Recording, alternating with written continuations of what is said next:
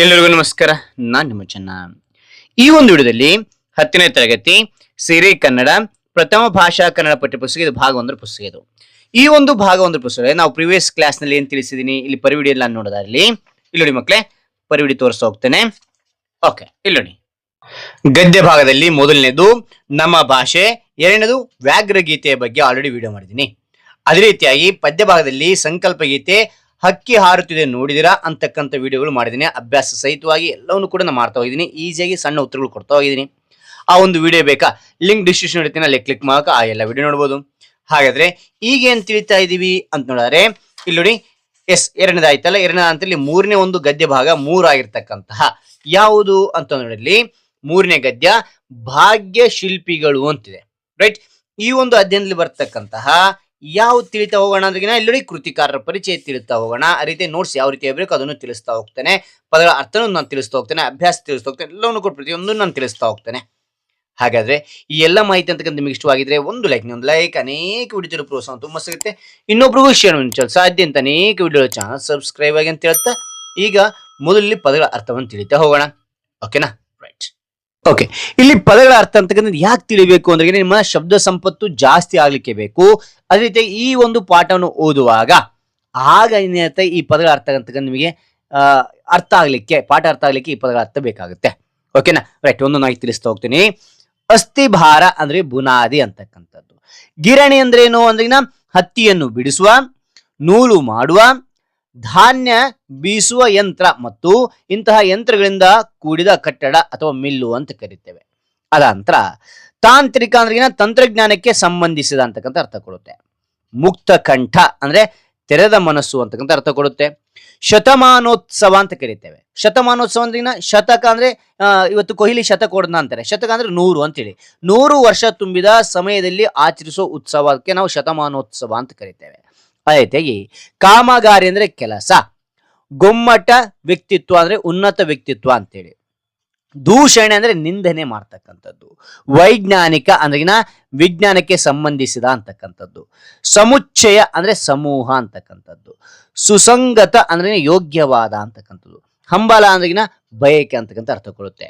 ಇನ್ನು ಪದಗಳ ಅರ್ಥ ಕೆಳಗೆ ನೋಡ್ತಾ ಹೋಗೋಣ. ಇಲ್ಲಿ ಸುಪರ್ಧಿ ಅಂದ್ರೆ ವಶ ಅಂತಕ್ಕಂಥದ್ದು, ಸ್ಥೈರ್ಯ ಅಂದ್ರೆ ದೃಢತೆ ಅಂತಕ್ಕಂಥದ್ದು, ಆ ನಂತರ ಹರಿಕಾರ ಅಂದ್ರೆ ಮುಂದಾಳು ಅಂತಕ್ಕಂಥ ಅರ್ಥ ಕೊಡುತ್ತೆ. ರೈಟ್, ಇದಾದ ನಂತರ ನಾವ್ ಏನ್ ಬರೀಬೇಕು, ನೋಟ್ಸ್ ಯಾವ ರೀತಿ ಬರೀಬೇಕು ತಿಳಿಸ್ತಾ ಹೋಗ್ತೇನೆ ಮಕ್ಕಳೇ. ಚಿಕ್ಕನ ಅಕ್ಷರದಲ್ಲಿ ಮೊದಲು ಏನ್ ಮಾಡ್ತಾರೆ, ಗದ್ಯ 3 ಅಂತಕ್ಕಂಥ ಬರೀತಾ ಹೋಗಿ. ದಪ್ಪನ ಅಕ್ಷರದಲ್ಲಿ ಭಾಗ್ಯ ಶಿಲ್ಪಿಗಳು ಅಂತಕ್ಕಂಥ ಬರೀರಿ, ಕೆಳಗೆ ಅಂಡ್ರೇನ್ ಹಾಕಿ, ಅಥವಾ ಭಾಗ್ಯ ಶಿಲ್ಪಿಗಳು ಅಂತ ಬರೆದು ಚಿಕ್ಕನ ಅಕ್ಷರದಲ್ಲಿ ನಾಲ್ವಡಿ ಕೃಷ್ಣರಾಜ ಒಡೆಯರು, ಸರ್ ಎಂ ವಿಶ್ವೇಶ್ವರಯ್ಯ ಅಂತ ಬರೆದು ಕೆಳಗೆ ಅಂಡ್ರೇನ್ ಮಾಡಿ. ಅದಾದ ನಂತರ ಏನ್ ಮಾಡ್ತೀರಾ, ಈ ಒಂದು ಅಧ್ಯಯನದ ಅಭ್ಯಾಸ ಪ್ರಶ್ನೋತ್ತರ ಯಾವತ್ತು ಬರಿತಾ ಇರ್ತಾರೆ ಆ ಡೇಟ್ ನಲ್ಲಿ ಬರಿತಾ ಹೋಗಿ. ಓಕೆ, ಅದ ನಂತರ ಕೃತಿಕಾರರ ಪರಿಚಯ, ಕವಿ ಪರಿಚಯ ಅಂತಕ್ಕಂಥ ಬರೀಬೇಕಾಗುತ್ತೆ. ಓಕೆನಾ? ಕವಿ ಯಾರು ಅಂದ್ರಿನ DS ಜಯಪ್ಪ ಗೌಡ. ಓಕೆನಾ? ಕಾಲ ನೋಡಿದ್ರೆ ಇಲ್ಲಿ ಕಾಣ್ತಾ ಇದ್ರೆ ಇವರೇ ಜಯಪ್ಪ ಗೌಡ. ಕಾಲ ನೋಡಿದ್ರೆ 1947 ಅಂತ ನೋಡ್ತೇವೆ. ಸ್ಥಳ ಚಿಕ್ಕಮಗಳೂರು ಜಿಲ್ಲೆಯ ದಾರದಹಳ್ಳಿಯವರು ಇವರು. ಓಕೆ, ಇವರ ಪೂರ್ಣ ಹೆಸರೇನು ಅಂದ್ರಿನ ದಾರದಹಳ್ಳಿ ಸುಬ್ಬೇಗೌಡ ಜಯಪ್ಪ ಗೌಡ ಅಂತಕ್ಕಂಥದ್ದು ಇವರ ಪೂರ್ಣ ಹೆಸರಾಗಿದೆ. ಓಕೆ, ಅದಾದ ನಂತರ ಮುಂದೆ ನೋಡೋದಾರಲ್ಲಿ ಸೇವೆ, ಏನ್ ಸೇವೆಗೆ ಇದ್ದಾರೆ ಇವರು ಅಂದ್ರಿನ ಮೈಸೂರು ವಿವಿಯಲ್ಲಿ ಅಂದ್ರೆ ವಿವಿ ಅಂದ್ರೆ ವಿಶ್ವವಿದ್ಯಾಲಯದಲ್ಲಿ ಭಾಷಾಂತರ ಮತ್ತು ಪಠ್ಯಪುಸ್ತಕ ವಿಭಾಗದಲ್ಲಿ ಸೇವೆ ಸಲ್ಲಿಸಿದ್ದಾರೆ ಇವರು. ಓಕೆ, ಅದಾಂತರ ಮುಂದೆ ನೋಡಿದರೆ ಮಕ್ಕಳೇ ಇಲ್ಲಿ ಕೃತಿಗಳು ರಚನೆ ಮಾಡಿದ್ದಾರೆ. ಯಾವ ಅಂದ್ರಿನ ಕರ್ನಾಟಕ ಗ್ರಾಮೀಣ ಸಂಸ್ಥೆಗಳು, ಕರ್ನಾಟಕ ಕಡಲಾಚೆಯ ಸಂಪರ್ಕಗಳು, ಮೈಸೂರು ಒಡೆಯರು, ಅದಾದ ನಂತರ ಜನಪದ ಆಟಗಳು, ದಿವಾನ್ ಸರ್ ಎಂ ವಿಶ್ವೇಶ್ವರಯ್ಯನವರ ಕಾರ್ಯ ಸಾಧನೆಗಳು, ಪ್ರಶಸ್ತಿಗಳು ನೋಡಿದರೆ ಕರ್ನಾಟಕ ಸಾಹಿತ್ಯ ಅಕಾಡೆಮಿ ಪ್ರಶಸ್ತಿ ಬಂದಿರತಕ್ಕಂಥದ್ದು, ಧಾರವಾಡ ಕರ್ನಾಟಕ ಸಂಘ ಸಂಶೋಧನಾ ಬಹುಮಾನ ಇವರಿಗೆ ಬಂದಿರತಕ್ಕಂಥದ್ದು. ಓಕೆನಾ? ಇಲ್ಲಿ ಮಕ್ಕಳೇ ಅಭ್ಯಾಸ ಅಂತಕ್ಕಂಥದ್ದಿದೆ. ಕೊಟ್ಟಿರುವ ಪ್ರಶ್ನೆಗೆ ಒಂದು ವಾಕ್ಯದಲ್ಲಿ ಉತ್ತರಿಸಿ ಅಂತಿದೆ. 6 ಪ್ರಶ್ನೆಗಳು ಯಾವ ರೀತಿ ಬರೆಯೋಕೆ ನಾನು ಸುಲಭವಾಗಿ ತಿಳಿಸ್ತಾ ಹೋಗ್ತೇನೆ. ಇಲ್ಲಿ ಮಕ್ಕಳೇ ಅಭ್ಯಾಸ ಅಂತಕ್ಕಂಥ ಬರ್ರಿ. ಕೊಟ್ಟಿರುವ ಪ್ರಶ್ನೆಗೆ ಒಂದು ವಾಕ್ಯದಲ್ಲಿ ಉತ್ತರಿಸಿ ಅಂತ ಬರೀರಿ. ಮೊದಲನೇ ಪ್ರಶ್ನೆ, ನಾಲ್ವಡಿ ಕೃಷ್ಣರಾಜ ಒಡೆಯರು ಯಾವಾಗ ಪಟ್ಟಾಭಿಷಿಕ್ತರಾದ್ರು ಅಂತೆ. ಪಟ್ಟಾಭಿಷೇಕ ಯಾವತ್ತಾದ್ರು ಅಂತಂದ್ರಿನ ಉತ್ತರ ನಾಲ್ವಡಿ. ಸೇಮ್ ಪ್ರಶ್ನೆ ಯಾವ ರೀತಿ ಅದೇ ರೀತಿ ಬರಿತಾ ಹೋಗಿ. ನಾಲ್ವಡಿ ಕೃಷ್ಣರಾಜ ಒಡೆಯರು 1895ರಲ್ಲಿ. ಇದೊಂದು ನೆನ್ಪಿಟ್ರೆ ಸಾಕು. ಅದರಲ್ಲಿ ಪಟ್ಟಾಭಿಷಿಕ್ತರಾದ್ರು ಅಂತೇಳಿ ಇಲ್ಲೇ ಇರ್ತದೆ. ಓಕೆ, ಅದಂತ ಎರಡನೇ ಪ್ರಶ್ನೆ ಏನ್ ಕೊಟ್ಟಿದ್ದಾರೆ. ಎರಡನೇ ಪ್ರಶ್ನೆ ಅಂತ ನೋಡಿದ್ರೆ ನಾಲ್ವಡಿ ಕೃಷ್ಣರಾಜ ಒಡೆಯರು ಯಾವುದಕ್ಕಾಗಿ ಕಂಕಣಬದ್ಧರಾದರು ಅಂತ ಕೇಳಿದರೆ ಉತ್ತರ ಸೇಮ್ ಅದೇ ರೀತಿಯಾಗಿ ಬರಿತಾ ಹೋಗಿ. ಪ್ರಶ್ನೆ ಯಾವ ರೀತಿ ಇದೆ ಅದೇ ರೀತಿಯಾಗಿ ನಾಲ್ವಡಿ ಕೃಷ್ಣರಾಜ ಒಡೆಯರು ಮೈಸೂರು ರಾಜ್ಯದ ಸರ್ವತೋಮುಖ ಅಭಿವೃದ್ಧಿಗೆ ಕಂಕಣಬದ್ಧರಾದರು ಅಂತಕ್ಕಂಥದ್ದು ನೋಡ್ತೇವೆ. ಇಷ್ಟು ನೆನ್ಪಿಟ್ರೆ ಸಾಕು. ಓಕೆನಾ. ಆ ನಂತರ ಇಲ್ಲಿ ಮೂರನೇ ಪ್ರಶ್ನೆ ಏನ್ ಕೊಟ್ಟಿದ್ದಾರೆ ಅಂದ್ರೆ, ಏಷ್ಯಾ ಖಂಡದಲ್ಲಿಯೇ ಮೊದಲು ಪ್ರಾರಂಭಿಸಿದ ಜಲವಿದ್ಯುತ್ ಯೋಜನೆ ಯಾವುದು ಅಂತ ಹೇಳಿ ಕೇಳಿದ್ದಾರೆ. ಉತ್ತರ, ಶಿವನ ಸಮುದ್ರದ ಬಳಿ ಸ್ಥಾಪಿಸಲಾದ ಜಲವಿದ್ಯುತ್ ಯೋಜನೆ ಏಷ್ಯಾ ಖಂಡದಲ್ಲಿಯೇ ಮೊದಲು ಪ್ರಾರಂಭಿಸಲಾಯಿತು ಅಂತಕ್ಕಂಥದ್ದು. ಮತ್ತೊಮ್ಮೆ ಉತ್ತರ, ಶಿವನ ಸಮುದ್ರದ ಬಳಿ ಸ್ಥಾಪಿಸಲಾದ ಜಲವಿದ್ಯುತ್ ಯೋಜನೆ ಏಷ್ಯಾ ಖಂಡದಲ್ಲಿಯೇ ಮೊದಲು ಪ್ರಾರಂಭಿಸಲಾಯಿತು ಅಂತ ನೋಡ್ತೇವೆ. ಓಕೆ. 4ನೇ ಪ್ರಶ್ನೆ, ಬ್ರಿಟಿಷ್ ಸರ್ಕಾರ ವಿಶ್ವೇಶ್ವರಯ್ಯ ಅವರಿಗೆ ಯಾವ ಪದವಿಯನ್ನು ನೀಡಿ ಗೌರವಿಸಿತು ಅಂದ್ರಿಗಿನ ಉತ್ತರ ಸೇಮ್ ರೀತಿಯ ಬರೀತೋಗಿ, ಬ್ರಿಟಿಷ್ ಸರ್ಕಾರ ವಿಶ್ವೇಶ್ವರಯ್ಯ ಅವರಿಗೆ ಸರ್ ಪದವಿಯನ್ನು ನೀಡಿ ಗೌರವಿಸಿತು. ಸರ್ ಅಂತ ನೆನ್ಪಿಟ್ರೆ ಸಾಕು. ಓಕೆ. ಆ ನಂತರ 5ನೇ ಪ್ರಶ್ನೆ, ವಿಶ್ವೇಶ್ವರಯ್ಯ ಅವರನ್ನು ದಿವಾನ್ರಾಗಿ ನೇಮಿಸಿದವರು ಯಾರು ನೇಮಿಸಿದ್ರು? ಉತ್ತರ ಅದೇ ರೀತಿಯಾಗಿ ಬರಿತಾ ಹೋಗಿ, ವಿಶ್ವೇಶ್ವರಯ್ಯ ಅವರನ್ನು ದಿವಾನರಾಗಿ ನೇಮಿಸಿದವರು ನಾಲ್ವಡಿ ಕೃಷ್ಣರಾಜ ಒಡೆಯರ್. ಇಷ್ಟು ನೆನ್ಪಿಟ್ರೆ ಸಾಕು. ಎಲ್ಲ ಇಲ್ಲಿ ಪ್ರಶ್ನೆಯಲ್ಲಿ ಇರ್ತಕ್ಕಂಥದ್ದು. ಓಕೆ. ಆ ನಂತರ 6ನೇ ಪ್ರಶ್ನೆ ನೋಡಿ, ವಿಶ್ವೇಶ್ವರಯ್ಯ ಅವರ ಹುಟ್ಟುಹಬ್ಬದ ನೆನಪಿಗಾಗಿ ಯಾವ ದಿನಾಚರಣೆಯನ್ನು ಮಾಡಲಾಗುತ್ತದೆ? ಯಾವ ದಿನಾಚರಣೆ ಮಾಡಲಾಗ್ತದೆ ಅಂದ್ರೆ ಉತ್ತರ ಅದೇ ರೀತಿಯಾಗಿ ಬರಿತಾ ಹೋಗಿ, ವಿಶ್ವೇಶ್ವರಯ್ಯ ಅವರ ಹುಟ್ಟುಹಬ್ಬದ ನೆನಪಿಗಾಗಿ ಇಂಜಿನಿಯರ್ ದಿನಾಚರಣೆಯನ್ನು ಮಾಡಲಾಗುತ್ತದೆ. ಇಂಜಿನಿಯರ್ ನೆನಪಿಟ್ರೆ ಸಾಕು. Okay, right. ಮುಂದೆ ನೋಡ್ತೋಣ. ಇಲ್ಲಿ ನೋಡಿ ಮಕ್ಕಳೇ, ಆ ಅಂತಕ್ಕಂಥದ್ದಾಯ್ತು. ಇಲ್ಲಿ ಆ ಕೊಟ್ಟಿದ್ದಾರೆ. ಏನ್ ಕೊಟ್ಟಿದ್ದಾರೆ ಅಂತ ನೋಡಿದ್ರೆ ಇಲ್ಲಿ ನೋಡಿ ಮಕ್ಕಳೇ, ಏನ್ ಕೊಟ್ಟಿದ್ದಾರೆ? ಇಲ್ಲಿ ಕೊಟ್ಟಿರೋ ಪ್ರಶ್ನೆಗೆ 3-4 ವಾಕ್ಯಗಳಲ್ಲಿ ಉತ್ತರಿಸಿ. 5 ಪ್ರಶ್ನೆ ಕೊಟ್ಟಿದ್ರೆ ನಾನು 3-4 ವಾಕ್ಯಗಳಲ್ಲಿ ನಿಮಗೆ ಉತ್ತರಿಸ್ತಾ ಹೋಗ್ತೇನೆ. ಓಕೆ. ಇಲ್ಲಿ ನೋಡಿ ಮಕ್ಕಳೇ, ಆ ಅಂತಕ್ಕಂಥ ಬರ್ದು ಕೊಟ್ಟಿರೋ ಪ್ರಶ್ನೆಗೆ 3-4 ವಾಕ್ಯಗಳಲ್ಲಿ ಉತ್ತರಿಸಿ ಅಂತ ಬರ್ರಿ. ಇದರಲ್ಲಿ ಮೊದಲನೇ ಪ್ರಶ್ನೆ, ನಾಲ್ವಡಿ ಕೃಷ್ಣರಾಜ ಒಡೆಯರ ಕಾಲದಲ್ಲಿರುವ ಕ್ಷೇತ್ರಗಳು ಸ್ವಯಂ ಆಡಳಿತ ಕ್ಷೇತ್ರಗಳಾವು ಅಂತ ಕೇಳಿದರೆ ಯಾವ್ಯಾವ ಅಂದ್ರಿಗಿನ ಉತ್ತರ, ನಾಲ್ವಡಿ ಕೃಷ್ಣರಾಜ ಒಡೆಯರ ಕಾಲದಲ್ಲಿ ಸ್ವಯಂ ಆಡಳಿತ ಕ್ಷೇತ್ರಗಳಂದ್ರೆ ಯಾವ್ಯಾವ ಅಂದ್ರಿಗಿನ ಗ್ರಾಮ ನಿರ್ಮಲೀಕರಣ, ವೈದ್ಯ ಸಹಾಯ, ವಿದ್ಯೆ ಪ್ರಚಾರ, ನೀರಿನ ಸೌಕರ್ಯ, ಪ್ರಯಾಣ ಸೌಲಭ್ಯ ಅಂತಕ್ಕಂಥದ್ದು ನೋಡ್ತೇವೆ. ಓಕೆ. ಅದ ನಂತರ ಇಲ್ಲಿ 2ನೇ ಪ್ರಶ್ನೆ ನೋಡಿ, ಏನ್ ಕೊಟ್ಟಿದ್ದಾರೆ 2ನೇ ಪ್ರಶ್ನೆ ಅಂತಕ್ಕಂಥ ನೋಡಿದ್ರೆ, 2ನೇದು, ನಾಲ್ವಡಿ ಕೃಷ್ಣರಾಜ ಒಡೆಯರ ಕಾಲದಲ್ಲಿ ಯಾವ ನೀರಾವರಿ ಯೋಜನೆಗಳು ಕಾರ್ಯರೂಪಕ್ಕೆ ಬಂದವು ಅಂತಿದೆ. ಓಕೆನಾ. ಉತ್ತರ, ನಾಲ್ವಡಿ ಕೃಷ್ಣರಾಜ ಒಡೆಯರ ಕಾಲದಲ್ಲಿ ಕಾರ್ಯರೂಪಕ್ಕೆ ಬಂದ ನೀರಾವರಿ ಯೋಜನೆಗಳೆಂದರೆ ಯಾವ್ಯಾವ ಅಂದ್ರೆ, ಮೊದಲನೇದು 1900ರಲ್ಲಿ ಶಿವನ ಸಮುದ್ರ ಜಲವಿದ್ಯುತ್ ಕೇಂದ್ರ ಆರಂಭವಾಯಿತು. ಆ ನಂತರ 2ನೇದು 1907ರಲ್ಲಿ ವಾಣಿ ವಿಲಾಸ ಸಾಗರ ನಿರ್ಮಿಸಲಾಯಿತು. 3ನೇದು 1911ರಲ್ಲಿ ಕೃಷ್ಣರಾಜ ಸಾಗರ ಯೋಜನೆ ಆರಂಭವಾಯಿತು ಅಂತಕ್ಕಂಥದ್ದು ನೋಡ್ತೇವೆ. ಓಕೆ. ಅದ ನಂತರ 3ನೇ ಪ್ರಶ್ನೆ, ಶಿಕ್ಷಣದ ಬಗ್ಗೆ ವಿಶ್ವೇಶ್ವರಯ್ಯ ಅವರು ಏನಂತ ಹೇಳಿದ್ರೆ ಉತ್ತರ, ವಿಶ್ವೇಶ್ವರಯ್ಯ ಅವರು ಶಿಕ್ಷಣಕ್ಕಾಗಿ ಶಿಕ್ಷಣವಿರಬೇಕು, ಪ್ರಗತಿಪರ ರಾಜ್ಯದಲ್ಲಿ ಎಲ್ಲರ ಆ ಜನ್ಮ ಸಿದ್ಧ ಹಕ್ಕಾಗಬೇಕು ಎಂದು ಹೇಳಿದ್ದಾರೆ ಅಂತಕ್ಕಂಥ ನೋಡ್ತೇವೆ. ಓಕೆನಾ. ಮುಂದೆ ನೋಡ್ತೋಣ.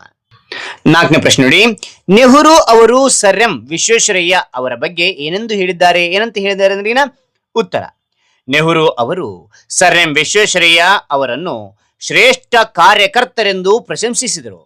ಅವರು ಕಡಿಮೆ ಮಾತನಾಡಿ ಹೆಚ್ಚು ಕೆಲಸ ಮಾಡಿದ ಮಹಾನ್ ವ್ಯಕ್ತಿ ಎಂದು ಹೇಳಿದರು. ಅವರಿಂದ ನಾವು ಕಲಿಯಬೇಕು ಎಂದು ನೆಹರು ಅಭಿಪ್ರಾಯಪಟ್ಟರು ಅಂತಕ್ಕಂಥದ್ದು ನೋಡಬೇಕು. ಓಕೆ. ಆ ನಂತರ ಇಲ್ಲಿ 5ನೇ ಪ್ರಶ್ನೆ ನೋಡಿ ಮಕ್ಕಳು, 5ನೇ ಪ್ರಶ್ನೆ ಕೊಟ್ಟಿದ್ದಾರೆ ನೋಡ್ತೋಣ.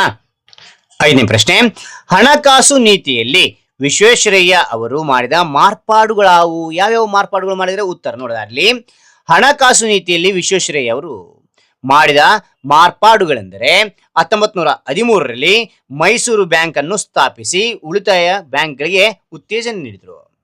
ಕೈಗಾರಿಕೆಗಳ ಅಭಿವೃದ್ಧಿಗಾಗಿ ಫೀಡರ್ ಬ್ಯಾಂಕ್ ಹಾಗೂ ಕೈಗಾರಿಕಾ ಹೂಡಿಕೆ ಮತ್ತು ಅಭಿವೃದ್ಧಿ ನಿಧಿಯನ್ನು ರಚಿಸಿದರು ಅಂತಕ್ಕಂಥದ್ದು ನೋಡ್ತೇವೆ. ಓಕೆ. ಇಲ್ಲಿ ನೋಡಿ ಮಕ್ಕಳೇ, ಇಲ್ಲಿ ಆ ಅಂತಕ್ಕಂಥದ್ದಾಯ್ತು.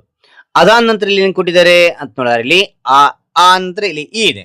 ಕೊಟ್ಟಿರೋ ಪ್ರಶ್ನೆಗಳಿಗೆ 8-10 ವಾಕ್ಯಗಳಲ್ಲಿ ಉತ್ತರಿಸಿ ಅಂತ ಕೊಟ್ಟಿದ್ದಾರೆ. 8-10 ವಾಕ್ಯಗಳಲ್ಲಿ ನಿಮಗೆ ಈಸಿಯಾಗಿ ಸರಳವಾಗಿ ಉತ್ತರಿಸ್ತಾ ಹೋಗ್ತೇನೆ ಅಂತಕ್ಕಂಥದ್ದು ಬರ್ದು ಕೊಟ್ಟಿರೋ ಪ್ರಶ್ನೆ 8-10 ವಾಕ್ಯಗಳಲ್ಲಿ ಉತ್ತರಿಸಿ ಅಂತ ಬರೀರಿ. ಅದಾದ ನಂತರ ಇದರಲ್ಲಿ ಮೊದಲನೇ ಪ್ರಶ್ನೆ, ನಾಲ್ವಡಿ ಕೃಷ್ಣರಾಜ ಒಡೆಯರ ಕಾಲದಲ್ಲಿ ಮಾದರಿ ಮೈಸೂರು ರಾಜ್ಯ ಹೇಗಾಯಿತು ಅಂತ ಕೇಳಿದರೆ ಓಕೆನಾ. ಉತ್ತರ, ನಾಲ್ವಡಿ ಕೃಷ್ಣರಾಜ ಒಡೆಯರು 1902ರಲ್ಲಿ ಮೈಸೂರು ರಾಜ್ಯದ ನೇರ ಆಡಳಿತವನ್ನು ವಹಿಸಿಕೊಂಡರು. ಸರ್ ಕೆ ಶೇಷಾದ್ರಿ ಅಯ್ಯರ್ ರವರ ಸಹಕಾರದಿಂದ ರಾಜ್ಯದ ಸರ್ವತೋಮುಖ ಅಭಿವೃದ್ಧಿಗೆ ಶ್ರಮಿಸಿದರು. 1907ರಲ್ಲಿ ನ್ಯಾಯ ವಿಧಾಯಕ ಸಭೆಯನ್ನು ಹಾಗೂ 1923ರಲ್ಲಿ ಪ್ರಜಾಪ್ರತಿನಿಧಿ ಸಭೆಯನ್ನು ಬಲಪಡಿಸಿದರು. ಶಿಕ್ಷಣ, ಆರೋಗ್ಯ, ಗ್ರಾಮ ನಿರ್ಮಲೀಕರಣ, ನೀರಿನ ಮತ್ತು ಪ್ರಯಾಣ ಸೌಲಭ್ಯಗಳಿಗೆ ಹೆಚ್ಚಿನ ಆದ್ಯತೆ ನೀಡಿದರು. ಮೈಸೂರು ವಿಶ್ವವಿದ್ಯಾಲಯ, ಕನ್ನಡ ಸಾಹಿತ್ಯ ಪರಿಷತ್ ಹಾಗೂ ಮೈಸೂರು ಬ್ಯಾಂಕ್ಗಳನ್ನು ಸ್ಥಾಪಿಸಿದರು. ಶಿವನ ಸಮುದ್ರ ಜಲವಿದ್ಯುತ್ ಯೋಜನೆ, ವಾಣಿ ವಿಲಾಸ ಸಾಗರ ಮತ್ತು ಕೃಷ್ಣರಾಜ ಸಾಗರ ಅಣೆಕಟ್ಟುಗಳನ್ನು ನಿರ್ಮಿಸಿದರು. ಅದಾಂತರ ಏನ್ ಮಾಡಿದ್ರು ನೋಡ್ತೋಣವಾ? ಎಸ್, ಪ್ರಾಥಮಿಕ ಮತ್ತು ಮಾಧ್ಯಮಿಕ ಶಿಕ್ಷಣವನ್ನು ಉಚಿತ ಹಾಗೂ ಕಡ್ಡಾಯಗೊಳಿಸಿದರು. ಈ ಎಲ್ಲಾ ಅಭಿವೃದ್ಧಿ ಕಾರ್ಯಗಳಿಂದ ಮೈಸೂರು ಸಂಸ್ಥಾನವು ಮಾದರಿ ಮೈಸೂರು ರಾಜ್ಯ ಎಂಬ ಕೀರ್ತಿಯನ್ನು ಗಳಿಸಿತು ಅಂತಕ್ಕಂಥದ್ದು ನೋಡ್ತೇವೆ. ಓಕೆ, ಮುಂದಿನ ಪ್ರಶ್ನೆ ನೋಡ್ತೋಣ. 2ನೇ ಪ್ರಶ್ನೆ ನೋಡಿ, ವಿಶ್ವೇಶ್ವರಯ್ಯ ಅವರು ಮೈಸೂರು ದಿವಾನರಾಗಿ ಸಲ್ಲಿಸಿದ ಸೇವೆಯನ್ನು ಕುರಿತು ಬರೆಯಿರಿ ಅಂತಿದೆ. ಓಕೆನಾ? ಉತ್ತರ ನೋಡಿ. ಸರ್ ಎಂ ವಿಶ್ವೇಶ್ವರಯ್ಯ ಅವರು ಮೈಸೂರು ಸಂಸ್ಥಾನದ ದಿವಾನರಾಗಿ ಆಡಳಿತದಲ್ಲಿ ಅನೇಕ ಸುಧಾರಣೆಗಳನ್ನು ತಂದರು. ದಕ್ಷತೆ, ಪ್ರಾಮಾಣಿಕತೆ ಮತ್ತು ಶಿಸ್ತಿಗೆ ಹೆಚ್ಚಿನ ಒತ್ತು ನೀಡಿದರು. 1913ರಲ್ಲಿ ಪ್ರಾಥಮಿಕ ಶಿಕ್ಷಣ ನಿಬಂಧನೆಗಳನ್ನು ಜಾರಿಗೆ ತಂದರು. ಮೈಸೂರು ವಿಶ್ವವಿದ್ಯಾನಿಲಯ ಹಾಗೂ ತಾಂತ್ರಿಕ ಶಿಕ್ಷಣ ಸಂಸ್ಥೆಗಳನ್ನು ಸ್ಥಾಪಿಸಿದರು. ಕನ್ನಡ ಸಾಹಿತ್ಯ ಪರಿಷತ್ತಿನ ಬೆಳವಣಿಗೆಗೆ ಉತ್ತೇಜನ ನೀಡಿದರು. ಕೈಗಾರಿಕೀಕರಣ ಇಲ್ಲವೇ ಅವನತಿ ಎಂಬ ಘೋಷಣೆಯೊಂದಿಗೆ ಅನೇಕ ಕೈಗಾರಿಕೆಗಳನ್ನು ಆರಂಭಿಸಿದರು. 1913ರಲ್ಲಿ ಮೈಸೂರು ಬ್ಯಾಂಕ್ ಅನ್ನು ಸ್ಥಾಪಿಸಿ ಕೈಗಾರಿಕೆಗಳ ಅಭಿವೃದ್ಧಿಗೆ ಉತ್ತೇಜನ ನೀಡಿದರು.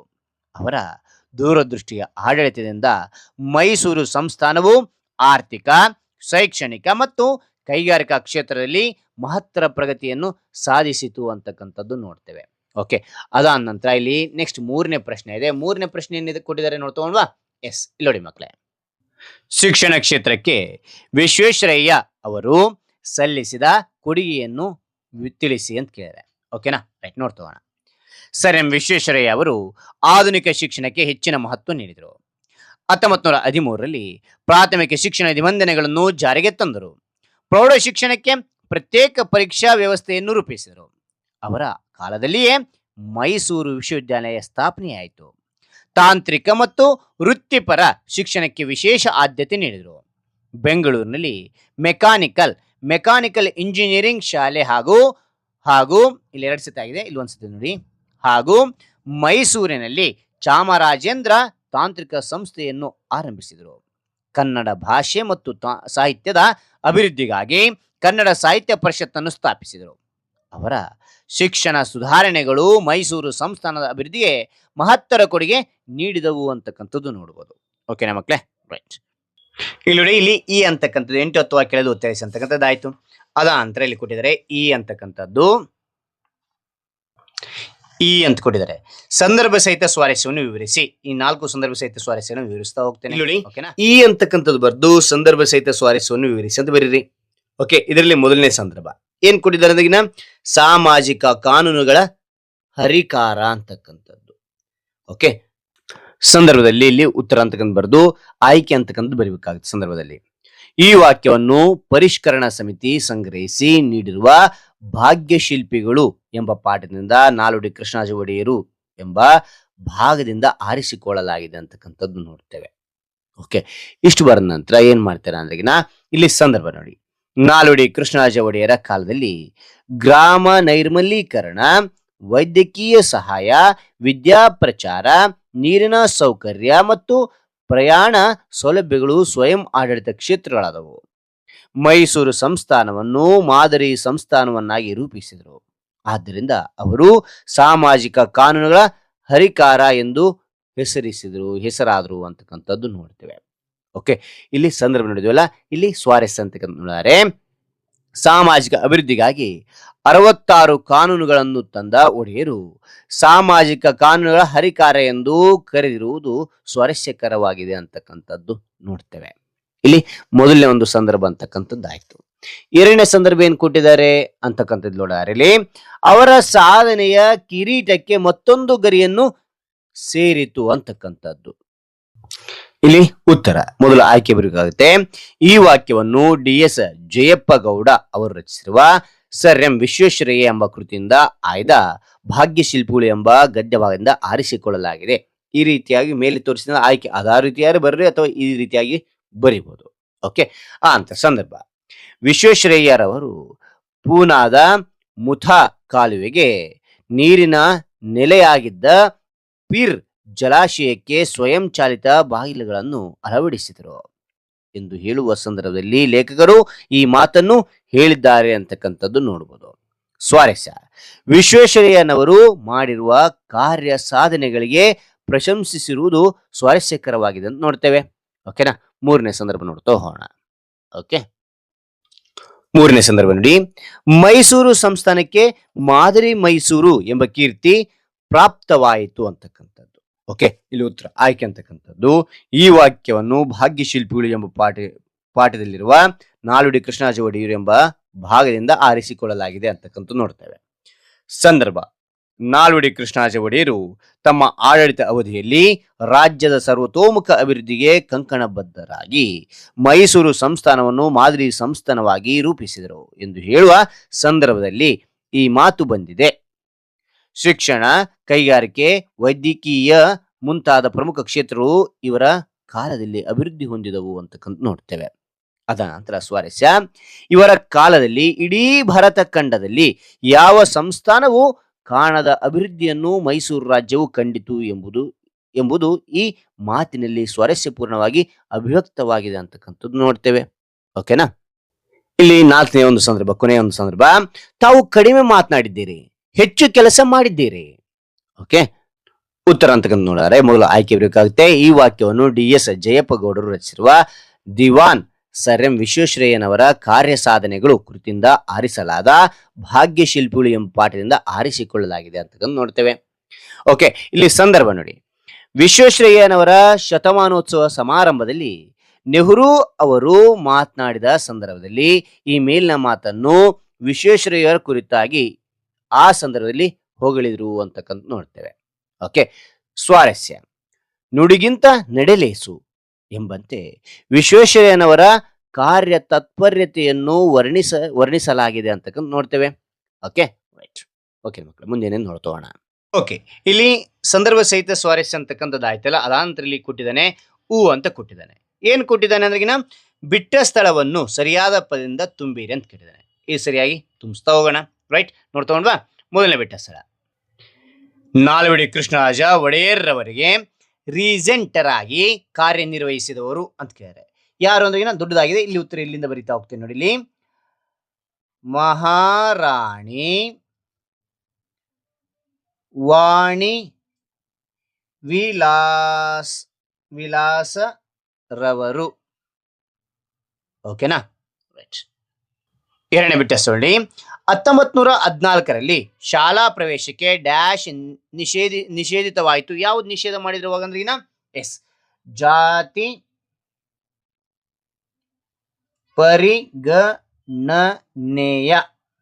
ಜಾತಿ ಪರಿಗಣನೆಯ ನಿಷೇಧವಾಯಿತು ಅಂತ ನೋಡ್ತೇವೆ. ಮೂರನೇ ಬಿಟ್ಟ ಸ್ಥಳ, ವಿಶ್ವೇಶ್ವರಯ್ಯ ಅವರು ಮುಂಬೈ ಪ್ರಾಂತ್ಯದಲ್ಲಿ ಡ್ಯಾಶ್ ಆಗಿ ಸೇವೆ ಆರಂಭಿಸಿದ್ರು. ಏನಾಗಿ ಸೇವೆ ಆರಂಭಿಸಿದ್ರು ಅಂತ ನೋಡ್ರೆ, ಎಸ್, ಇಲ್ಲಿ ನೋಡಿ, ಸಹಾಯಕ ಇಂಜಿನಿಯರ್. ಓಕೆನಾ, ರೈಟ್. ಅನಂತರ ನಾಲ್ಕನೇದು, ಮುಂಬೈ ಪ್ರಾಂತ್ಯದ ಗವರ್ನರ್ ಆಗಿದ್ದ ಡ್ಯಾಶ್ ಅವರು ವಿಶ್ವೇಶ್ವರಯ್ಯ ಅವರನ್ನು ಮುಕ್ತ ಕಂಠದಿಂದ ಹಾಡಿ ಹೊಗಳಿದರು. ಯಾರು ಅಂದ್ರೆಗಿನ ಇಲ್ಲಿ ನೋಡ್ತೋಣ, ಲಾರ್ಡ್ ಸಂಡ್ ಹರ್ಸ್ಟ್ ಅಂತಕ್ಕಂಥವ್ರು. ಓಕೆನಾ, ರೈಟ್. ಐದನೇ ಬಿಟ್ಟ ಸ್ಥಳ, ಕೊನೆ ಬಿಟ್ಟ ಸ್ಥಳ ನೋಡಿ, ಭಾರತ ಸರ್ಕಾರವು ವಿಶ್ವೇಶ್ವರಯ್ಯನವರಿಗೆ ಡ್ಯಾಶ್ ಎಂಬ ಪ್ರಶಸ್ತಿ ನೀಡಿ ಗೌರವಿಸಿತು. ಯಾವುದನ್ನ ಅಂದ್ರಿನ? ಭಾರತ ರತ್ನ, ಅತ್ಯುನ್ನತ ಪ್ರಶಸ್ತಿ. ಓಕೆನಾ, ಇಲ್ಲಿ ನೋಡಿ ಮಕ್ಕಳೇ, ಭಾಷೆಯ ಸೊಬಗು ಅಂತ ನೋಡ್ತೇವೆ. ಇಲ್ಲಿ ನೋಡಿ ಏನಿದೆ ವಿಶೇಷ ಅಂದ್ರಿನ, ಒಂದೇ ಶಬ್ದ ಇರ್ತದೆ ಆದ್ರೆ ಎರಡು ಅರ್ಥ ಇಂಥವು ಕನ್ನಡದಲ್ಲಿ ಹೇರಳವಾಗಿವೆ ಅಂತಕ್ಕಂಥದ್ದು. ಇಲ್ಲಿ ಕೆರೆ ಅಂತ ಒಂದು ಉದಾಹರಣೆ ಕೊಟ್ಟಿದ್ದಾನೆ. ಇಲ್ಲಿ ನೋಡಿ, ಮೊದಲನೇ ಉದಾಹರಣೆ ನೋಡಿದರೆ, ಜೋರಾಗಿ ಮಳೆ ಸುರಿದ ಕಾರಣ ಕೆಂಪಾಂಬುದಿ ಕೆರೆಯು ತುಂಬಿತು. ಕೆರೆ ನೀರು ಮಳೆ ಬಂತು, ಕೆರೆ ತುಂಬಿತು ಅಂತ ಹೇಳ್ತೀವಿ. ಎರಡನೇ ನೋಡಿ, ಅವನು ಮೈ ಮೇಲಲ್ಲ ಕೆರೆದುಕೊಂಡನು. ತಿಂಡಿ ಬಂದಾಗ ಏನ್ ಮಾಡ್ತಾರ, ಕೆರೆದುಕೊಳ್ತಾರೆ. ನೋಡಿ, ಇಲ್ಲಿ ಬೇರೆ ಅರ್ಥ ಕೊಡುತ್ತೆ, ಇಲ್ಲಿ ಬೇರೆ ಅರ್ಥ ಕೊಡುತ್ತೆ. ಇಂಥ ಒಂದು ಅದ್ಭುತವಾಗಿರ್ತಕ್ಕಂಥ ಕನ್ನಡ ಭಾಷೆ ಇದು. ಓಕೆನಾ. ಅದ ನಂತರ ಎರಡನೇದು ಇಲ್ಲಿ ಏನ್ ಕೊಟ್ಟಿದ್ದಾನೆ ಅಂದ್ರೆ ಅಲ್ಲಿ ಬರೆ ಅಂತ ಕೊಟ್ಟಿದ್ದಾನೆ. ಬರೆ ನೋಡಿದರೆ ಹೇಳಿದ್ದನ್ನು ಬರೆದುಕೊಳ್ಳುವಾಗಲೂ ತಪ್ಪಾಗುವುದೇ ಅಂತಕ್ಕಂಥದ್ದು. ಇಲ್ಲಿ ಬರೆ ಅಂತಕ್ಕಂಥದ್ದು ಬಳಸ್ತೀವಿ, ಅಂದ್ರೆ ಬರಿ ಅಂತಕ್ಕಂಥದ್ದು. ಓಕೆನಾ. ಅಂದ್ರೆ ನಾಲ್ಕನೇದು, ತಪ್ಪು ಮಾಡಿದರೆ ಬರೆ ಹಾಕಿ ಬಿಟ್ಟೇನು. ನೋಡಿ, ಬರೆ ಹಾಕ್ತೀನಿ, ಯಾರ ತಪ್ಪು ಮಾಡಿದ್ರೆ ಚುಚ್ಚುಕಾಸಿ ಬರೆ ಹಾಕ್ತೀನಿ ನೋಡಿ ಅಂತಿರ್ತಾರೆ ನೋಡ್ರಿ. ಓಕೆನಾ. ಇಲ್ಲಿ ಬೇರೆ ಬೇರೆ ಅರ್ಥ ಕೊಡುತ್ತೆ. ಓಕೆನಾ. ಇಲ್ಲಿ ತೊರೆ ಅಂತಿದೆ. ಗುಡ್ಡದಿಂದ ಇಳಿದು ಬರುತ್ತಿದ್ದ ತೊರೆಯ ನೀರಿನಲ್ಲಿ ಮುಖ ತೊಳೆದುಕೊಂಡೇನು ಅಂತಕ್ಕಂಥದ್ದು. ಇಲ್ಲಿ ನೀರಿನ ತೊರೆಯಲ್ಲಿಂದ ಬರ್ತದೆ, ನೀವು ಮುಖ ತೊಗೊಂಡೆ ಅಂತಕ್ಕಂಥದ್ದಾಗತ್ತೆ. ಇಲ್ಲಿ ಇನ್ನೊಂದು ನೋಡಿ, ಎಲ್ಲವನ್ನು ತೊರೆದು ಆತ ಕಾಶಿಗೆ ಹೊರಟೋದನು. ತೊರೆಯೋದು ಅಂದ್ರೆ ಎಲ್ಲ ಬಿಟ್ಟು ಹೋದ ಅಂತಕ್ಕಂಥದ್ದು. ಇಂಥ ಇನ್ನಷ್ಟು ಶಬ್ದಗಳನ್ನು ಪಟ್ಟಿ ಮಾಡಿ ಅರ್ಥ ಬರೀರಿ ಅಂತಿದೆ. ಓಕೆನಾ. ನೀವು ಕೂಡ ಇಂಥ ಅನೇಕ ಶಬ್ದಗಳನ್ನ ಪಟ್ಟಿ ಮಾಡಿ ಇಲ್ಲಿ ಕೌನ್ಸಿಲಿ ಕೌಂಟ್ ಮಾಡಿ, ನಾನು ಓದಿ ತಿಳ್ಕೊತೇನೆ, ಎಲ್ಲರೂ ಓದಿ ತಿಳ್ಕೊತಾರೆ. ಇಲ್ಲಾಂದ್ರೆ ಹೇಳಿ ಅಂತ ನಾನು ನಿಮಗೆ ಕೌನ್ಸಿಲಿ ಕೌಂಟ್ ಮಾಡ್ತೇನೆ. ಓಕೆನಾ. ಇಲ್ಲಿ ಮಕ್ಕಳೇ, ಸೈದ್ಧಾಂತಿಕ ಭಾಷಾಭ್ಯಾಸ ಲೇಖನ ಚಿಹ್ನೆಗಳ ಬಗ್ಗೆ ನಿಮ್ಮ ತರಗತಿಯಲ್ಲಿ ಶಿಕ್ಷಕರು ತಿಳಿಸ್ತಾ ಹೋಗ್ತಾರೆ. ಇಲ್ಲಿ ಬರ್ತಕ್ಕಂಥ ಕಾಲದ ಬಗ್ಗೆ, ವಾಕ್ಯಗಳ ಬಗ್ಗೆ, ಇವೆಲ್ಲ ಸಾಮಾನ್ಯ ವಾಕ್ಯಗಳಲ್ಲಿ ಎಲ್ಲ ಇದ್ರ ಬಗ್ಗೆ ಏನ್ ಮಾಡ್ತಾರೆ, ನಿಮ್ಮ ತರಗತಿ ಶಿಕ್ಷಕರು ತಿಳಿಸ್ತಾ ಹೋಗ್ತಾರೆ. ತಿಳಿಸ್ಲಿಲ್ಲ ಅಂತಂದ್ರೆ ಕೌನ್ಸಿಲಿ ಕೌಂಟ್ ಮಾಡಿ ಆ ಒಂದು ವಿಷಯದ ಬಗ್ಗೆ ನಾವು ವಿಡಿಯೋ ಮಾಡಲು ಪ್ರಯತ್ನ ಪಡ್ತೇನೆ. ಇಲ್ಲಿ ಭಾಷಾ ಚಟುವಟಿಕೆ ಅಂತಿದೆ, ಅಭ್ಯಾಸದ ಬಗ್ಗೆ ಹೆಚ್ಚಿನ ಒತ್ತು ನೀಡ್ತಾ ಇದೀವಲ್ಲ, ಇಲ್ಲಿ ಭಾಷಾ ಚಟುವಟಿಕೆ ಇದೆ. ಏನಿದೆ ನೋಡ್ತಗೊಂಡ್ವಾ. ಮೊದಲನೇದು, ಕೊಟ್ಟಿರುವ ಪದಗಳ ತತ್ಸಮ ತದ್ಭವ ಬರೆಯಿರಿ ಅಂತಿದೆ. ಓಕೆನಾ. ನೋಡ್ತಗೊಂಡ್ವಾ. ಒಂದೊಂದಾಗಿ ತಿಳಿಸ್ತಾ ಹೋಗ್ತೇನೆ. ಇಲ್ಲಿ ನೋಡಿ, ಭಾಷಾ ಚಟುವಟಿಕೆ ಅಂತ ಬರೀರಿ. ಮೊದಲನೇದು, ಕೊಟ್ಟಿರುವ ಪದಗಳ ತತ್ಸಮ ತದ್ಭವ ಬರೆಯಿರಿ ಅಂತ ಬರೀರಿ. ವಂಶ ಅಂದ್ರಿಗಿನ ಬಂಚ ಅಂತಕ್ಕಂಥದ್ದಾಗುತ್ತೆ. ಸ್ಥಾನ ಅಂದ್ರಿಗಿನ ತಾಣ ಅಂತಕ್ಕಂಥದ್ದಾಗುತ್ತೆ. ಯಶ ಅಂದ್ರೆ ಜಸ ಅಂತಕ್ಕಂಥದ್ದಾಗುತ್ತೆ. ಪಟ್ಟಣ ಅಂದ್ರಿನ ಪತ್ತನ ಅಂತಕ್ಕಂಥದ್ದಾಗುತ್ತೆ. ಕಾರ್ಯ ಕಜ್ಜ ಅಂತಕ್ಕಂಥದ್ದಾಗುತ್ತೆ. ಓಕೆನಾ. ಎರಡನೇ ನೋಡಿ, ನೀಡಿರುವ ಪದಗಳಲ್ಲಿ ಅನ್ಯ ದೇಶ ಪದಗಳನ್ನು ಆರಿಸಿ ಬರೆಯಿರಿ ಅಂತಿದೆ. ನೋಡ್ತಗೊಂಡ್ವಾ. ಇಲ್ಲಿ ನೋಡಿ ಮಕ್ಕಳೇ, ಎರಡನೇದು, ನೀಡಿರುವ ಪದಗಳಲ್ಲಿ ಅನ್ಯ ದೇಶೀಯ ಪದಗಳನ್ನು ಆರಿಸಿ ಬರೆಯಿರಿ ಅಂತಿದೆ. ಓಕೆನಾ. ಇವೆಲ್ಲ ಪದಗಳಿದಾವೆ. ಅನ್ಯ ದೇಶೀಯ ಪದಗಳು ಯಾವಂದ್ರಿನ ಡಿಪ್ಲೊಮಾ ಅಂತಕ್ಕಂಥದ್ದು, ದಿವಾನ ಅಂತಕ್ಕಂಥದ್ದು, ಸೋಪು ಅಂತಕ್ಕಂಥದ್ದು, ಕಾರ್ಖಾನೆ ಅಂತಕ್ಕಂಥದ್ದು, ಅದೇ ರೀತಿಯಾಗಿ ಇಲ್ಲಿ ಕಾಗದ ಅಂತಕ್ಕಂಥದ್ದು, ಕಚೇರಿ ಅಂತಕ್ಕಂಥದ್ದು ಅನ್ಯ ದೇಶಿ ಪದಗಳಾಗಿರ್ತವೆ. ಓಕೆನಾ. ಮೂರನೇದು, ಈ ಗದ್ಯದಲ್ಲಿ ಬಂದಿರುವ 5 ರೂಢನಾಮ, ಅಂಕಿತನಾಮ, ಅನ್ವರ್ಥನಾಮ ಪದಗಳನ್ನು ಪಟ್ಟಿ ಮಾಡಿ ಅಂತಿದೆ. ನೋಡ್ತೋಣ್ವಾ. ಇಲ್ಲಿ ಅದೇ ರೀತಿ ಬರಿತಾ ಹೋಗಿ. ಮೂರನೇದು, ಈ ಗದ್ಯದಲ್ಲಿ ಬಂದಿರುವ 5 ರೂಢನಾಮ, ಅಂಕಿತನಾಮ, ಅನ್ವರ್ಥನಾಮ ಪದಗಳನ್ನು ಪಟ್ಟಿ ಮಾಡಿ ಅಂತಿದೆ. ಇಲ್ಲಿ ರೂಢನಾಮ ಬರ್ದೇನೆ, ಅಂಕಿತನಾಮ ಬರ್ದೇನೆ, ಅನ್ವರ್ಥಕ ನಾಮ ಬರ್ದೇನೆ. ರೂಢಿಯಲ್ಲಿರ್ತಕ್ಕಂಥ ಪದಗಳೆಲ್ಲ ರೂಢನಾಮ ಆಗಿರ್ತವೆ. ಶಾಲೆ, ಕಾಲೇಜು, ಪದವಿ, ಕೆರೆ, ಜನ ಅಂತಕ್ಕಂಥದ್ದು ಅನೇಕ ನೋಡ್ತಾ ಹೋಗ್ತವೆ. ಅಂಕಿತನಾಮ ಅಂತಕ್ಕಂಥದ್ದು, ಇಲ್ಲಿ ಅಂಕಿತನಾಮ ಅಂದ್ರೆ ಹೆಸರುಗಳನ್ನ ನೆನ್ಪಿಟ್ರೆ ಸಾಕು. ಓಕೆನಾ. ಕೃಷ್ಣ ಅಂತಕ್ಕಂಥದ್ದು, ಬೆಂಗಳೂರು ಅಂತಕ್ಕಂಥದ್ದು, ಮೈಸೂರು ಅಂತಕ್ಕಂಥದ್ದು, ವಿಶ್ವೇಶ್ವರಯ್ಯ, ಚಿತ್ರದುರ್ಗ, ಇದೇ ಹೆಸರುಗಳಿದ್ರೆ ಅಂಕಿತನಾಮ ಆಗಿರುತ್ತೆ. ಅವರು ಏನ್ ಕೆಲಸ ಮಾಡ್ತಿರ್ತಾರೆ ಅಂದ್ರ ನೋಡಿದಾರೆ ಇಲ್ಲಿ ಅನ್ವರ್ಥಕ ನಾಮ ಆಗಿರ್ತವೆ. ವಿದ್ಯಾರ್ಥಿ, ಓಕೆನಾ, ಸಾಹಿತಿ, ಕಾರ್ಮಿಕ, ಕೃಷಿ, ವ್ಯಾಪಾರಿ, ನಾಯಕ, ಈ ರೀತಿಯಾಗಿ ಇಲ್ಲಿ ಅನ್ವರ್ಥನಾಮ ಹೆಸರಿನ ಬದಲಾಗಿ ಇರುತ್ತದೆ. ಓಕೆ. ನಾಲ್ಕನೇ ನೋಡಿ, ಕೊಟ್ಟಿರುವ ಗಾದೆಗಳ ಅರ್ಥವನ್ನು ವಿವರಿಸಿ ಬರೆಯಿರಿ ಅಂತಿದೆ. ಮೊದಲನೇ ಕೊಡಿದರೆ ಕೂಡಿ ಬಾಳಿದರೆ ಸ್ವರ್ಗ ಸುಖ, ಎರಡನೇದು ಮಾತೆ ಮುತ್ತು ಮಾತೆ ಮೃತ್ಯು ಅಂತಕ್ಕಂಥದ್ದು. ನೋಡ್ತೋಣವಾ. ನೋಡಿ, ಕೂಡಿ ಬಾಳಿದ್ರೆ ಸ್ವರ್ಗ ಸುಖ ಅಂತಕ್ಕಂಥ ಮೊದಲೇ ಪೀಠಿಕೆ ಬರೀಬೇಕಾಗುತ್ತೆ, ಗಾದೆ ವಿವರಣೆ ಬರೀಬೇಕಾಗುತ್ತೆ, ಉಪಸಂಹಾರ ಅಂತಕ್ಕಂಥ ಬರೀಬೇಕಾಗುತ್ತೆ, ಆಗ ಪೂರ್ಣ ಆಗುತ್ತೆ ಗಾದೆ. ಪೀಠಿಕೆ, ಗಾದೆಯನ್ನು ವೇದಗಳಿಂದ ಮಿಗಿಲು ಎಂದು ಹೇಳುತ್ತಾರೆ. ವೇದ ಸುಳ್ಳಾದರೂ ಗಾದೆ ಸುಳ್ಳಾಗದು ಎನ್ನುವ ನಾಣ್ಣುಡಿಯೂ ಇದೆ. ಈ ಗಾದೆಯು ಒಗ್ಗಟ್ಟಿನ ಮಹತ್ವದ ಕುರಿತು ತಿಳಿಸುತ್ತದೆ ಅಂತಕ್ಕಂಥ ನೋಡ್ತೇವೆ. ಓಕೆನಾ. ಇದಾದ ನಂತರ ಏನ್ ನೋಡ್ತೇವೆ, ಗಾದೆಗಳು ನೋಡ್ತೇವೆ. ಏನ್ ಗಾದೆಯಲ್ಲಿ ಏನ್ ಕುಡಿದಲ್ಲಿ ವಿವರಣೆ ನೋಡಿದರೆ ಗಾದೆ ವಿವರಣೆ. ಈ ಗಾದೆಯು ಸಾಮಾಜಿಕ ಸಾಮರಸ್ಯ ಮತ್ತು ಒಗ್ಗಟ್ಟಿನ ಬಲವನ್ನು ತಿಳಿಸುವ ಸರಳ ಆದರೆ ಗಾಢವಾದ ಸಂದೇಶವನ್ನು ಹೊಂದಿದೆ. ಇದು ಕುಟುಂಬ, ಸಮಾಜ, ಸಂಘಟನೆ ಅಥವಾ ಯಾವುದೇ ಸಮೂಹದಲ್ಲಿ ಒಗ್ಗಟ್ಟಾಗಿ ಜೀವನ ಸಾಗಿಸಿದಾಗ ಬದುಕು ಸುಂದರವಾಗಿ ಸುಖಮಯವಾಗಿರುತ್ತದೆ ಎಂಬ ಸತ್ಯವನ್ನು ಒತ್ತಿ ಹೇಳುತ್ತದೆ. ಉದಾಹರಣೆಗೆ, ಇತಿಹಾಸದ ಸ್ವಾತಂತ್ರ್ಯ ಸಂಗ್ರಾಮದಲ್ಲಿ ಭಾರತೀಯರು ಒಟ್ಟಾಗಿ ಅಥವಾ ಒಗ್ಗಟ್ಟಾಗಿ ಬ್ರಿಟಿಷರ ವಿರುದ್ಧ ಹೋರಾಡಿ ಯಶಸ್ಸು ಕಂಡರು ಅಂತಕ್ಕಂಥದ್ದು ನೋಡ್ತೇವೆ. ಇದಕ್ಕೆ ಉಪಸಂಹಾರ ನೋಡಿದರೆ, ಈ ಗಾದೆಯು ಜೀವನದ ಪ್ರತಿಯೊಂದು ಕ್ಷೇತ್ರದಲ್ಲಿ ಒಗ್ಗಟ್ಟಿನ ಮಹತ್ವ ತಿಳಿಸುತ್ತದೆ. ಒಗ್ಗಟ್ಟಾಗಿ ಬಾಳುವ ಮೂಲಕ ಜೀವನವನ್ನು ಶಾಂತಿಯುತವಾಗಿ ಮತ್ತು ಸಮೃದ್ಧವಾಗಿ ಕಟ್ಟಿಕೊಳ್ಳಬೇಕು ಅಂತಕ್ಕಂಥ ನೋಡ್ತೇವೆ. ಇನ್ನೊಂದು ಗಾದೆ ಮಾಡ್ತಾ ನೋಡ್ತೋಣ. ಮಾತೆ ಮುತ್ತು ಮಾತೆ ಮೃತ್ಯು ಅಂತಕ್ಕಂಥದ್ದು ಪೀಠಿಕೆ. ಗಾದೆಗಳನ್ನು ವೇದಗಳಂತೆ ಮಿಗಿಲು ಎಂದು ಹೇಳುತ್ತಾರೆ. ವೇದ ಸುಳ್ಳಾದರೂ ಗಾದೆ ಸುಳ್ಳಾಗದು ಎನ್ನುವ ನಾಣ್ಣುಡಿಯೂ ಇದೆ. ಈ ಗಾದೆ ಮಾತಿನ ಮಹತ್ವದ ಕುರಿತು ತಿಳಿಸುತ್ತದೆ. ಓಕೆನಾ. ರೈಟ್. ಮಾತಿನ ಮಹತ್ವದ ಬಗ್ಗೆ ತಿಳಿಸುತ್ತದೆ. ಇಲ್ಲಿ ಗಾದೆ ವಿಸ್ತರಣೆ ಆದರೆ ಈ ಗಾದೆಯು ಮಾತಿನ ಶಕ್ತಿಯನ್ನು ಮತ್ತು ಅದರ ಎರಡು ಮುಖಗಳನ್ನು ತಿಳಿಸುವ ಜನಪ್ರಿಯ ಗಾದೆಯಾಗಿದೆ. ಮಾತು ಒಂದು ವ್ಯಕ್ತಿಯ ಜೀವನವನ್ನು ಉನ್ನತಿಗೊಳಿಸಬಲ್ಲದು ಅಥವಾ ವಿನಾಶಕ್ಕೆ ಕಾರಣವಾಗಬಲ್ಲದು ಅಂತಕ್ಕಂಥದ್ದು ಹೇಳ್ತಾರೆ. ಈ ಗಾದೆಯು ಮಾತಿನ ಬಳಕೆಯಲ್ಲಿ ಎಚ್ಚರಿಕೆ, ಸಂಯಮ ಮತ್ತು ಜವಾಬ್ದಾರಿಯನ್ನು ಒತ್ತಿ ಹೇಳುತ್ತದೆ. ಉದಾಹರಣೆಗೆ, ಕೋಪದಿಂದ ಹೇಳಿದ ಮಾತು ಶಾಶ್ವತವಾದ ಗಾಯವನ್ನು ಬಿಡಬಹುದು.